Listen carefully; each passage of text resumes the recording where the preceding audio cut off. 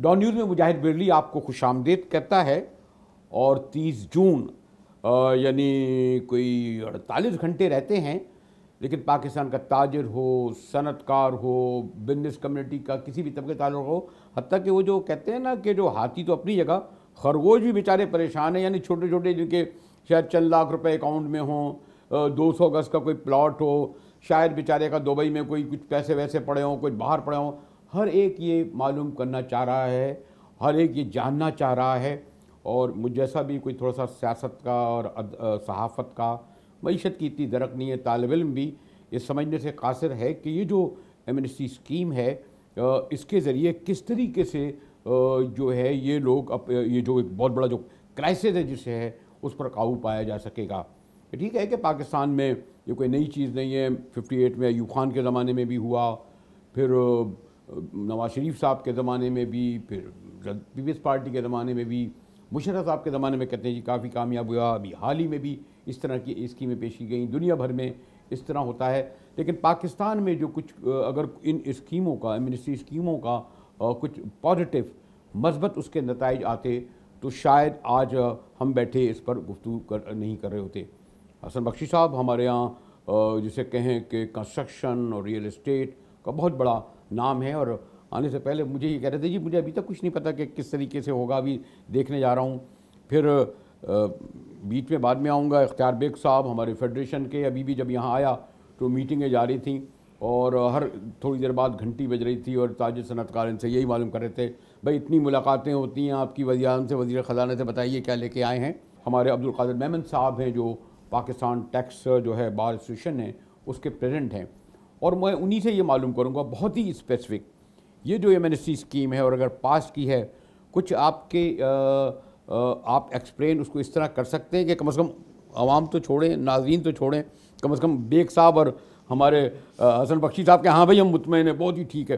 तो ये जो ऐलान किया गया है अभी कि जनाब लोग अपने घर बताएं, अपने डिक्लेरेशन बताएं, शनाख्ती कार्ड दें। पहले तो बहुत बहुत शुक्रिया, मेरी इज़्ज़त अफ़ज़ाई का, आप के प्रोग्राम में आना ही एक बहुत बड़े इज़्ज़त और ऑनर की बात है।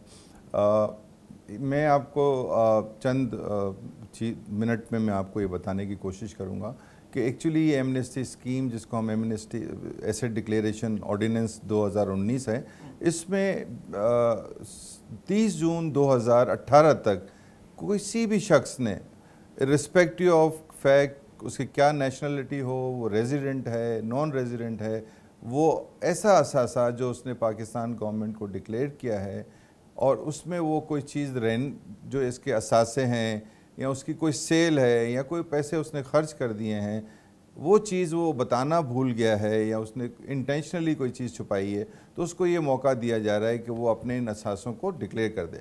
अच्छा, अब इसकी ज़रूरत क्यों पड़ रही है, ख़ास तौर से आज, अगर आज के हम उसमें पैराए में इसको देखें तो आज क्यों ज़रूरत बहुत ज़्यादा इसकी महसूस हो रही है? इसलिए महसूस हो रही है कि आज से पहले बेनामी लॉ नहीं था, और बेनामी लॉ का मतलब ये है कि यहाँ पर मोस्टली जो लोगों ने अपने पैसे फालूदे वाले के नाम पर, किसी के भी नाम पे मतलब उन्होंने रख दिए, चचा के बेटे के नाम पे, या इसलिए नहीं कि वो टैक्स को अवॉइड करना चाहते थे या टैक्स, लेकिन जाहिर बात है वो पैसे यहाँ कमाए गए थे।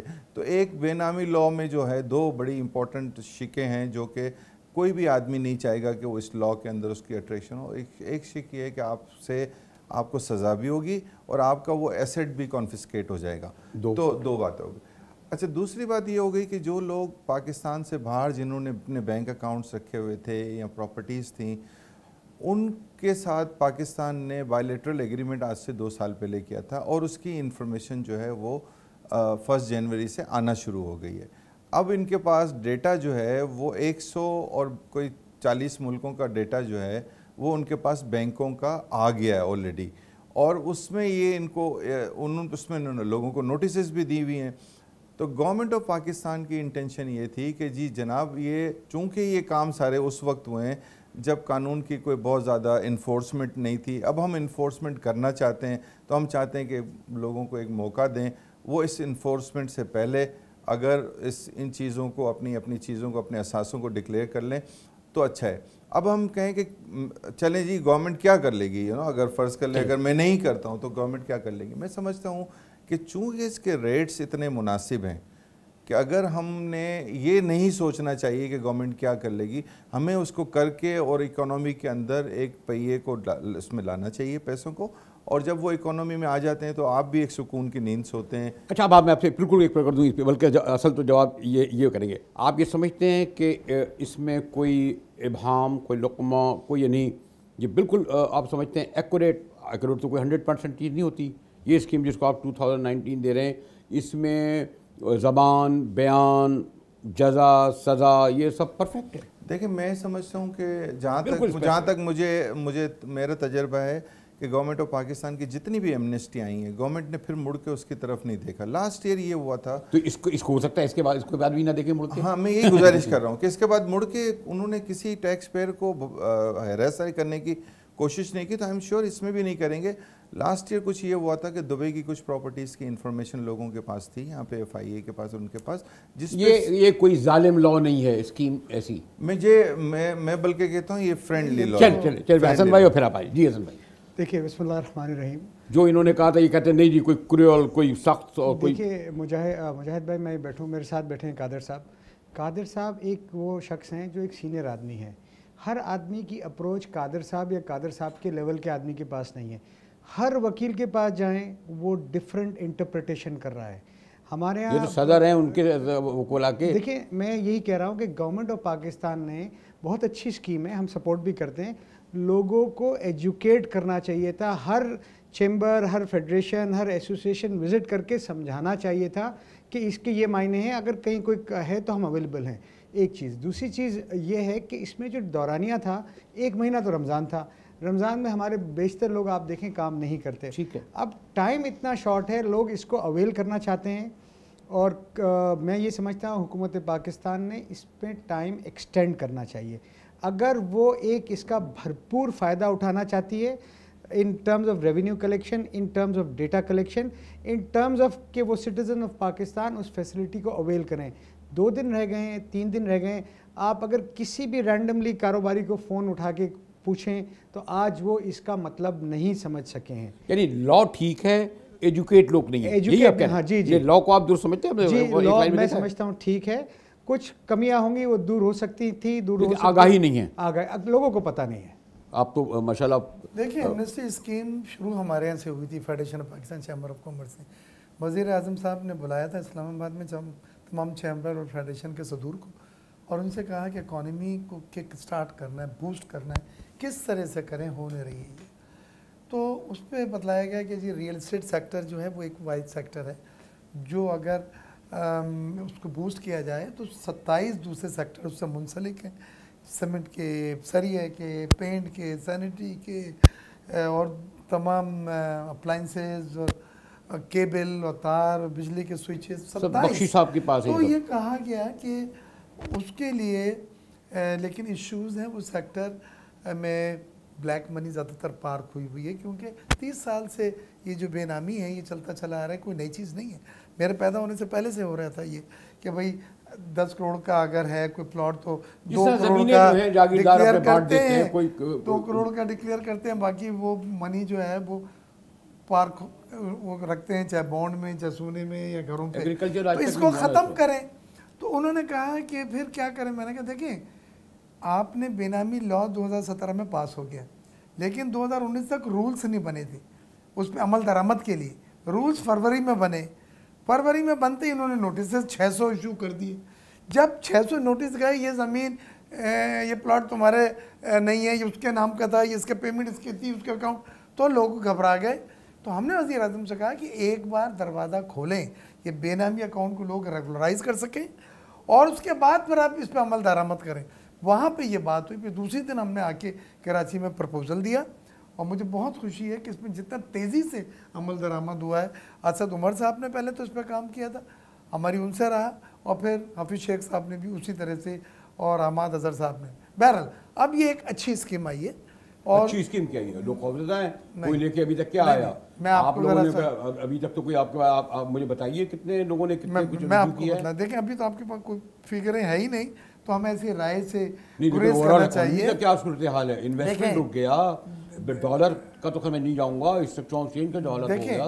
वो एमनेस्टी से कोई ताल्लुक नहीं उससे। नहीं वो ओवरऑल उसका उससे हो रहा है ना उसका सर। वो तो मुल्क के ओवरऑल इकोनॉमिक कंडीशन है, रिजर्व्स हमारे डिप्लीट्स हो रहे हैं, बैलेंस ऑफ पेमेंट का इशू है, कर्जों की अदायगी और रुपये पे प्रेशर है, रिजर्व्स आपके कम हो रहे हैं।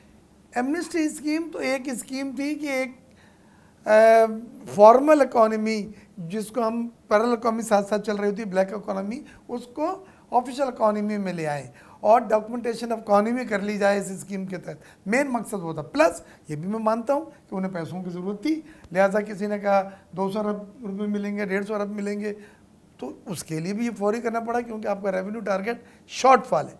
अब जहाँ तक सवाल है स्कीम का, उस स्कीम की जो एक्सटेंशन की आपने बात की, ये बख्शी साहब ने की, मैं पहले ये ज़रा सा क्लैरिफाई कर दूँ। अभी मेरे 2 दिन पहले वज़ीर आज़म साहब से भी, हफीज़ शेख, चेयरमैन एफबीआई रज़ाक दाऊद, मैंने कहा ये डेट बढ़ानी होगी।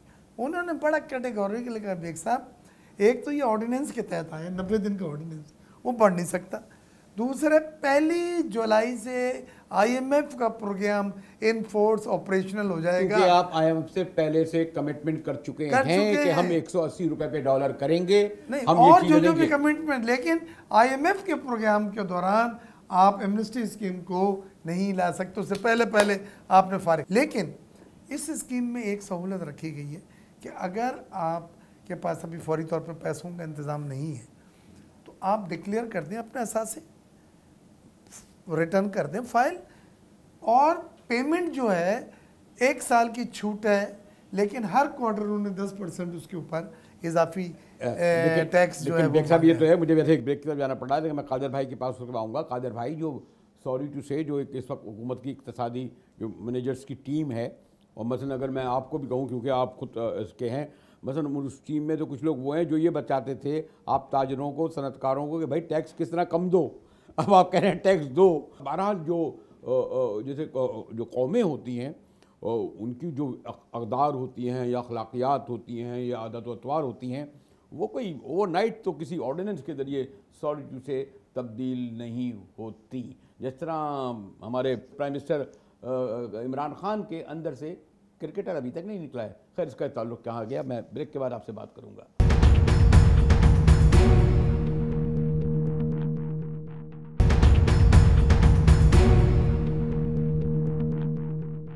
न्यूज़ में एक बार फिर मुजाहिद वली आपको खुशामदीद कहता है। और मुझे तो ये ख़तरा है कि अगर ये कहीं एक ही जो खान साहब कहते हैं कि मैं बैटिंग ऑर्डर में तब्दील करूँगा, जो उनकी ओरिजिनल तहरीक इंसाफ की जो टीम थी उसको शायद 6 माह भी नहीं मिले, बजट की भी नौबत नहीं आई, लेकिन टीम तब्दील कर दी। अब ये जो इनको टारगेट दिया गया है बजट का, और अब ये जो दिया गया है, देखते हैं कि ये रिजल्ट देता नहीं। वो क्रिकेट में भी हुआ था ना, एक मैच हार गए तो वो सब चेंज वेंज, अब जो एक रिजल्ट दे दिया हुआ। तो इसका जो आप क्या समझते हैं, आपने माशाल्लाह ताजरों, सनतकारों, बिजनेसमैनों से बड़ा रब्ता रहा है, आप इनकी इस स्कीम के और जो आप पाबंद हैं, जो आप कमिटमेंट IMF से पहले कर चुके हैं, उसकी रोशनी में पॉजिटिव मस्बत रिजल्ट देखने नज़र आएंगे? मसलन अगर मैं ये कहूँ कि अगर वो ये कहते हैं कि जी कोई 200 अरब डॉलर बाहर पड़ा हुआ है, और ये जो बेनामी अकाउंटों का 453 अरब और 460 अरब और ये कोई खरबों में यहाँ पड़ा है, इसमें से क्या इस स्कीम के ज़रिए आपको लगता है 20%, 25% भी कामयाबी हो तो कामयाबी समझिए, और ऐसा होगा? सर भाई जी, मैं देखें एक बात बताऊं कि अगर हम 2 हफ्ते पहले अपने ऑफिस की सिचुएशन देखें तो हमारे ऑफिस पे शायद इक्का दुक्का लोग आते थे और वो भी इंक्वायरी करके चले जाते थे, फिर वापस आते थे। बट आज आप ऑनेस्टली मैं आपको बताऊं कि हमारे पास ना बिठाने की जगह है, ना काम करने की, तमाम लॉयर्स का अक्रॉस द कंट्री ये हाल है। तो मैं समझता हूँ कि लोगों ने लास्ट मोमेंट पे इंटरेस्ट लिया, और ऐसे ही हम देखें मिनसल कौम, हम हर काम आखिरी पे करने की हमारी एक आदत है। अच्छा, और चूंकि अनफॉर्चुनेटली हुआ ये कि पास्ट में भी हमेशा तारीखें बढ़ जाती थी, तो अब लोगों को ये इस बात का यकीन भी नहीं आ रहा कि यार वाकई तारीख नहीं बढ़ेगी। तो आई थिंक ये एक तो ये जो इसके अंदर हुआ है। दूसरी बात जो आपने फरमाई कि हाँ इकोनॉमी का, लेकिन मैं आपको बताऊँ बरेली साहब, अगर आप देखें कि जो कौम 3 ट्रिलियन रुपए हर साल कम से कम कर्ज लेती हो सूद भरने के लिए, उस कौम को किसी न किसी स्टेज पे तो कुछ ना कुछ ऐसे मेजर्स लेने पड़ेंगे, जिसमें मैं समझता हूँ कि अगर आज बजट पास हो गया तो कल कुछ ऐसे अमेंडमेंट्स प्रपोज किए गए हैं जिससे जो सख्ती का एक आलम था उसमें सॉफ्टनेस आई है। तो मैं समझता हूँ कि इस सॉफ्टनेस के आलम में, लेकिन ज़ाहिरी बात है सर कि अगर 70% लोग अनरजिस्टर्ड का नाम लेके और बेच दें तो ये 70% लोग कभी को तो पाकिस्तान के नेट में आना पड़ेगा। क्या आपको लग रहा है कि इतने डिक्लेरेशन से इतने अरब होगा? और अगर हम कहें कि जी अगर कोई 100 अरब रुपए लोगों ने वाइट कर दिए तो इससे क्वाइट। देखिए, इसमें दो बातें हैं। एक तो ये है कि पहली एमनेस्टी स्कीम्स में ये सहूलत नहीं थी कि आप डिक्लेयर कर दें और पैसा 3 महीने, 6 महीने, 9 महीने या 12 महीने में दें, तो जो भी आया वो हतमी था। इस बार उन्होंने ये सहूलत है डेफर्ड पेमेंट की, जिसको कहते हैं, यानी आप बाद में पेमेंट अदायगी कर सकते हैं। तो अब कितने लोग ऐसे हैं कि जो रिटर्न फाइल कर देते हैं, पैसे तो उनके नहीं आएंगे आपको, लेकिन वो 3 महीने के बाद देते हैं, 6 महीने के बाद देते हैं, साल के बाद देते हैं, डिपेंड करता है उनकी माली इस्तात और माली अरेंजमेंट पे। तो एक तो ये चीज़ है। दूसरी चीज़ ये है कि ये स्कीम बेनामी लॉ और रूल्स बनने के बाद अब ये डिक्लेयर की है, और वो भी इसलिए कि उस पर अमल दरामद शुरू कर दिया था, नोटिस इशू हो गए। तो बेनामी अकाउंट बड़े आम हैं बिजनेस में, लेकिन अब पता चल गया FATF एरा में अगर पाकिस्तान की हुकूमत चाहे भी तो इनको कंटिन्यू नहीं कर सकती, because terrorist financing, money laundering ambit में ये आते हैं। लिहाजा ये हुकूमत ने विलिंगली या अनविलिंगली ये स्कीम लानी थी, और बेनामी अकाउंट के लिए एक बार दरवाज़ा खोलना था कि भाई इसमें जल्दी से रेगुलराइज करा लो, बाद में ये अकाउंट जो है वो उन पर सवाल पूछा जाएगा। बेग साहब जिस ओहदे पर है शायद इसलिए भी अपने मुतमईन करना चाहते हैं अपनी बरादरी को। बख्शी साहब देखिए, मैं आपको बताऊं, एक तो ये जो कलेक्शन होगा ये इस साल में गिना जाएगा, जिसका टारगेट था 4600 बिलियन, और वो टारगेट मेरे ख्याल में 300-400 बिलियन से मिस हो रहा था, अब शायद कुछ कम हो गया होगा। बेग साहब की इजाज़त से मैं एक बात पे इत्तेफाक नहीं करूँगा, जो इन्होंने सरचार्ज लगाया है 3 महीने, 6 महीने और 9 महीने, 12 महीने पे, ये 40% लगाया 12 महीने बाद। जब हमारे पैसे गवर्नमेंट ऑफ पाकिस्तान के पास पड़े रहते हैं रिबेट की सूरत में, रिफंड, तो हमने 30% कट दे के मिलते हैं हमें। और अगर हम ले रहे हैं, हम पाकिस्तानी हैं, हम कोई नॉन पाकिस्तानी नहीं है, हमसे 40% लिए जा रहे हैं, वो बैंक इंटरेस्ट के रेट पे लेने चाहिए थे। मैं ये समझता हूँ ये नाजायज़ है, क्योंकि देखिए रियल स्टेट की प्रॉपर्टी की वैल्यू जब हम एक करोड़ की प्रॉपर्टी को हम 10 टाइम्स करने जा रहे हैं तो एक बहुत सब्सटेंशियल अमाउंट बनेगा। तो ये आपने जो 40%, क्योंकि पैसे नहीं है, मेरे एक मेंबर ने कहा कि भाई हम तो ज़कात भी फ्लैट में एडजस्ट करवा रहे हैं आजकल। तो मैं इनसे एक रिक्वेस्ट करूंगा कि हमारी भी जो टैक्स लाइबिलिटी है हमसे यूनिट ले लें, जो प्राइस इन्होंने आज सेटल किए हैं कि 16,000 रुपये स्क्वायर फुट के हिसाब से, उस हिसाब से। मुझे अभी एक साहब कह रहे थे कि मेरा 400 गज का मैंने कर्जा लिया था घर के लिए, मुझे आज 1 लाख दे रहा था, मुझसे 1.5 लाख रुपए कह रहे थे। अच्छा मुजाहिद भाई सुने, जो इन्होंने वैल्यूएशन बनाई है ये बड़ी अच्छी बात है। हमारे पास पैसे नहीं है, हमारे मेंबर के पास कैश आज डिक्लेयर करना चाहते हैं। हम ये कहते हैं कि वो प्रॉपर्टी जो रेट इन्होंने लिखा है ना, उस रेट पे वो प्रॉपर्टी हमसे कटवा लेंगे, भाई ये पैसों से एडजस्ट हो गई। क्योंकि जो कराची के लिए रेट आए हैं, आज तक कराची में, पाकिस्तान में ये होता रहा कि 10,000 की प्रॉपर्टी थी तो वो 50% पे या 30% पे या 20% डिक्लेयर होती थी। आज अगर जो 5,000 की 7,000 की प्रॉपर्टी, उसकी वैल्यू कर दी 16,000, यानी 100% ऊपर। तो एक्चुअली काम 1 तारीख के बाद ये काम रुक जाएगा बिल्कुल। मैं इनकी तवज्जुह से, आपके तवज्जुह से गुजारिश करूंगा, जो वैल्यूएशन आपने की है, स्टेट जो होता है वो माँ होती है। अगर किसी को फ़ायदा होता है तो स्टेट बोलता है ठीक है, पर नुकसान जानबूझ के नहीं फैलाता है। जो रेट 16,000 A1 कैटेगरी में इन्होंने कर दिए हैं, आज भी A1 कैटेगरी में मैं इनको 200 अपार्टमेंट देने को तैयार हूँ, 8,000 रुपये स्क्वायर फुट पे, वो ले लें, और उसी रेट पे मैं कहता हूँ मेरी टैक्स लाइबिलिटी भी एडजस्ट कर लें। ये बात बिल्कुल सही कह रहे हैं, ये भी मेरे साथ थे। इमरान खान साहब कराची में आए थे, एक छोटी गैदरिंग की थी जिसमें मैं भी गया हुआ था, फेडरेशन की नुमाइंदगी कर रहा था। तो मैंने उनसे कहा कि देखें, रियल सेक्टर को अगर आप बूस्ट देना चाहते हैं और ये चाहते हैं कि दूसरी एमनेस्टी स्कीम ना आए, नहीं तो नेक्स्ट ईयर फिर आप एक एमनेस्टी स्कीम लाएंगे, क्योंकि ब्लैक मनी फॉर्मेशन हो रही है, पूरा डिक्लेयर तो नहीं हो रहा है। 50% 40% प्लॉट की कीमत डिक्लेयर करते हैं, बाकी ब्लैक मनी है। ख़रीदार के पास जो पैसे वो पूरा देता है, और जो बेचने वाला फिर उसको मुख्तलिफ जगहों पे ब्लैक मनी को अकाउंट में या घर पे या बॉन्ड में पार्क करता है। तो मैंने कहा आप मार्केट वैल्यू पे प्लॉट को रजिस्टर्ड करने दें। मिसाल के तौर पे अगर एक प्लॉट 10 करोड़ का है तो 9 करोड़, क्योंकि कभी ऊपर चली जाती है मार्केट कभी नीचे, तो 90% के ऊपर मार्केट वैल्यू पे उसको ट्रांसफ़र करने दें। लेकिन वो जो टैक्सेस लेते हैं वो अब 8.5% है। 3% सूबाई है, 3% जो है उसका है फेडरल गवर्नमेंट का है, 1.5 या 2% जो है स्टैम्प ड्यूटी है। उसको आप 2 या ज़्यादा से ज़्यादा 3% कर दें। 1% बेग साहब आप ये मुझे सिर्फ ये बेग साहब आप लेकिन ये बताइए कि आपने जो तवातुर से हुकूमत के जो इक़्तिसादी मैनेजर और प्राइम मिनिस्टर से गुफ्तगू की, क्या उन्होंने आपको यानी आपकी बिरादरी को मुतमईन किया इस दौरान जो हुई? और आप ये समझते हैं कि जो बातें आप लेके गए उनमें से 1, 2, 3 अगर आप यकीन नहीं गिव एंड टेक में हुआ, इस बार हम 10 बात पॉइंट लेके गए थे, 7 पॉइंट उन्होंने किए, लेकिन जो सबसे बड़ा पॉइंट था जो पूरा मुल्क देख रहा था वो ये था ज़ीरो रेटिंग फैसिलिटी जो ख़त्म करी है 5 एक्सपोर्ट सेक्टर्स पे, वो हम लटक गए, वो नहीं, उन्होंने कहा हम बहाल करेंगे, बहुत बड़ा था इशू, जो बहुत बड़ा इशू था। और आप उस मीटिंग में थे, हम उठकर खड़े हो गए, उसने कहा जी कुछ भी कर लें, हम इसको बहाल नहीं कर सकते। इसका और मतलब ये है कि वो फिर देयर इज सम बिग अभी तो फिर खलीज है ना, यानी हुकूमत के और ताजिर बरादरी में बड़ी खलीज हुई ना। ज़रा फिर मैं एक तरह से एक अपने इन मौजूद मेहमानों से ये चाहूँगा कि चलें ये तो माशाल्लाह बख्शी साहब हुए, कादिर भाई हुए, बेग साहब हुए, लेकिन एक आम आदमी का उसका मतलब तो ये है ना कि जी महंगाई तेज़ी से बढ़ रही है। एक तो खैर ये पता नहीं डॉलर लेने का क्या शौक़ है, मेरे पास 200-400 डॉलर थे, मैंने कहा ये भी ले जाओ, कुछ क्या करवाना है। उन्होंने कहा ये क्यों भाई, बैंकों के ज़रिए डॉलर वॉलर कर दो, ये क्या तुमने दुकानें खोली हुई हैं, शौक़ हो गया था लोगों को रखने का, डॉलर बढ़ रहा है, महंगाई। लेकिन आम आदमी ये समझ रहा है कि यानी ये माशी बहरान इतना है बड़ा कि और ये सब लोग सिंसियरली ये चाहते हैं कि अगर ये तब्दीली आई है तो ये हुकूमत रहे, उसे टाइम दिया जाए। लेकिन आम आदमी सड़क पर कहता हुआ है, डिस्पाइट उसके कि मेरा भी थोड़ा सा खान साहब से न्याज़मंदी का ताल्लुक़ रहा है और उनका बैकग्राउंड जो कुछ है उसमें हम सिंसियर तो हैं, लेकिन इस नुक़्ते से ज़रा बात करें कि ये लोग क्यों इतने परेशान हैं इस क्राइसिस से, क्यों समझ रहे हैं कि डिफ़ॉल्ट हो जाएगा, क्यों समझ रहे हैं कि जनाब लोग इससे ज़्यादा तो कुछ नहीं कहूँगा, बस ब्रेक की तरफ ले जाता हूँ, फिर आता हूँ आपके पास मुख्तसर ब्रेक के बाद।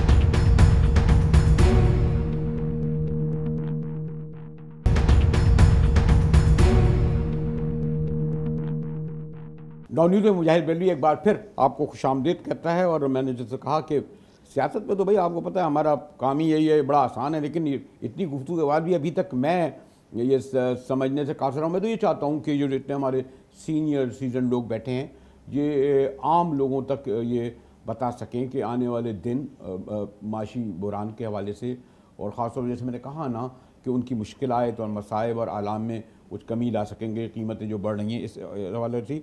और दूसरे बहरहाल मुझे इससे तो पता चल गया कि हमारे मेमन अब्दुल कादिर भाई का तो बड़ा बिजनेस और इनकी बिरादरी का बड़ा चौंक रहा है। कह रहे हैं जी 10-15 दिन पहले कोई आता नहीं था, बिठाने की जगह नहीं है, बाकायदा सिफारिश करके ज़रिए लोग कह रहे हैं कि जी हमारा फ़ौरन तो इस हद तक तो हुकूमत कामयाब होगी जी। तो ये जो आप अचानक कौम उठी है और आपके टैक्स से जो है उनकी तरफ रुजू कर रही है, और मुझे वो क्या कहते हैं आपसे? देखिए मैंने उसमें यानी दे आर पॉजिटिवली इस पर इंटरेस्टेड हैं जी कि हम अपने इनको जो वाकई इसको वाइट करें, और लेकिन उनका खौफ आप किस तरह उन्हें सेटिस्फाई कर पा रहे हैं? देखिए मेरे साहब दुनिया में मतलब आप मुझसे ज़्यादा बेहतर जानते हैं कि कभी भी चाहे टैक्स हो चाहे किसी भी लॉ को आप इम्प्लीमेंट करते हैं तो उसके लिए डेटरेंस खड़ा किया जाता है। और मैं समझता हूँ कि गवर्नमेंट जो इस दफ़ा कम से कम एक डेटरेंस खड़ा करने में कामयाब हो गई है, जो चूँकि इन चंद दिनों में आप चंद दिनों में देखें तो प्राइम मिनिस्टर भी हर दूसरे दिन होते हैं, वो कह रहे होते हैं लोगों से कि आप कर लें वरना हम ये कर लेंगे। तो मैं समझता हूँ एक खौफ की फिजा डेफिनेटली ये तो कोई अच्छी चीज़ थोड़ी, अगर आप करेंगे खौफ की फिजा। मैं जिसको एक्सप्लेन कर दूँ, मैं आपको डेटरेंस मीन्स खौफ से फिजा से मुराद है कि एक डेटरेंस आप खड़ा करते हैं, मतलब अगर आप से ज़्यादा कॉन्फिडेंस की जरूरत नहीं है, एतमाद कहते हैं जी। लोग ये कहते हैं कि एतमाद का बहरान है, असल खसारा नहीं। मैं आप देखें ना, अगर आप किसी अब फ़र्ज़ करें आप दुबई चले जाते हैं और आप एक सिग्नल पे खड़े रहते, रात को सिग्नल नहीं तोड़ते, तो आपको ये एतमाद की ज़रूरत नहीं, आपको ये खौफ है कि मैंने ये सिग्नल तोड़ा तो ये पुलिस वाला मेरे पास आ जाएगा, तो ये एक खौफ है।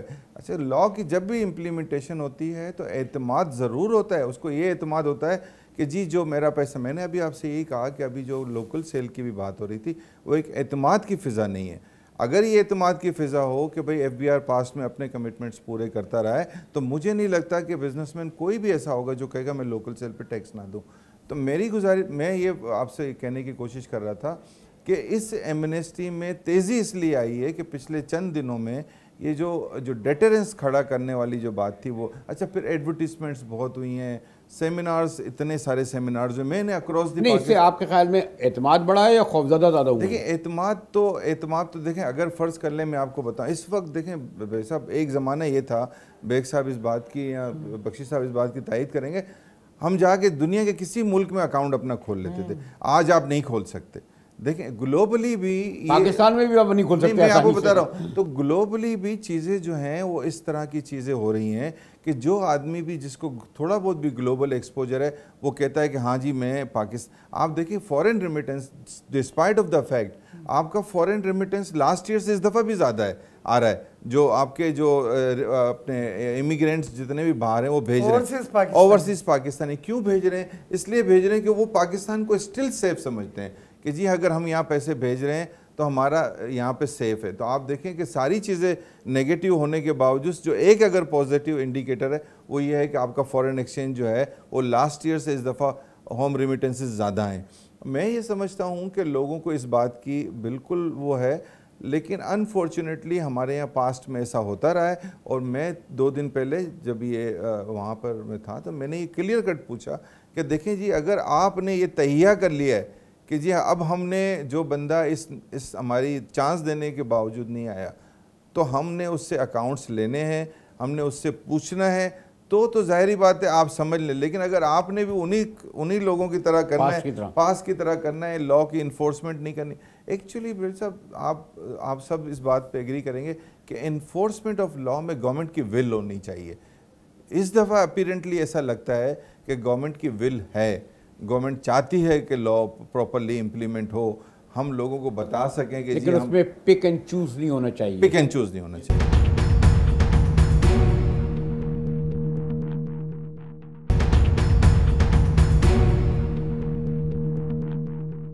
हुकूमत माँ जैसी होती है अगर स्टेट, तो उस पर एतमाद होता है। लेकिन अगर वो खौफनाक हो तो फिर लोगों, आपको इल्म है कि फिर खौफजदी में लोग रास्ते तलाश करते हैं और चोर रास्ते बेशुमार होते भी हैं। तो ये जो जिस तरह ये कह रहे हैं कि जनाब वो फर्म है, और इसकी इस बुनियाद पर हमारे कादिर साहब उसको एक पॉजिटिव नुक्ते से देख रहे हैं। आप ये समझते हैं कि इसमें खौफ से लोग फिर ये कि भागेंगे, चोर रास्ते तलाश करेंगे, या एतमाद होगा उनका डिटरमिनेंट होने से और वो मज़ीद जो अपने डिक्लेयर करेंगे? देखिए मुजाहिद भाई, इस वक्त पब्लिक, मैं देखता हूँ जनरली बिज़नेस कम्युनिटी भी गवर्नमेंट को सपोर्ट करना चाहती है, बट इसका मकसद कहीं ये नहीं है कि जो भी कानून बनेंगे वो 100% सही होंगे। इनको प्रोएक्टिव होना पड़ेगा। बिज़नेस कम्युनिटी, स्टेक होल्डर जो बात जायज़ पॉइंट आउट करेगी उसको उसी वक्त रिजॉल्व करना पड़ेगा।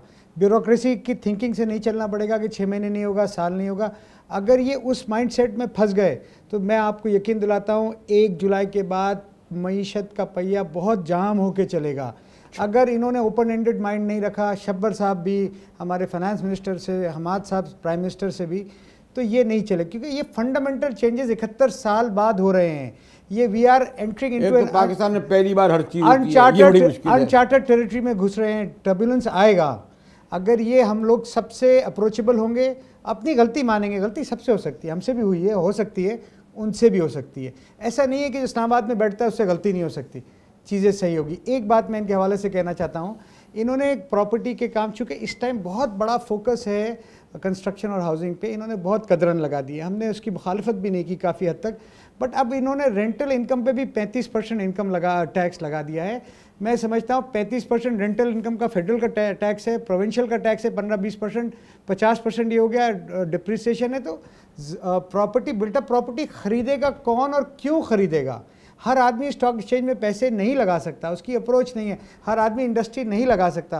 पहले क्या होता था, जो फालतू पैसे पड़े होते थे उससे प्लॉट ले लिया जाता था, या कोई मकान दुकान लेके किराए पे दे दी जाती थी। अब इतना higher tax rate of return है, ये यूरोप नहीं है। वहाँ पर दूध के पैसे भी मिलते हैं, मकान के भी मिलते हैं, बेनिफिट्स मिलते हैं, सिक्योरिटी मिलती है। यहाँ पर आपने रैशनलाइज करना होगा टैक्स।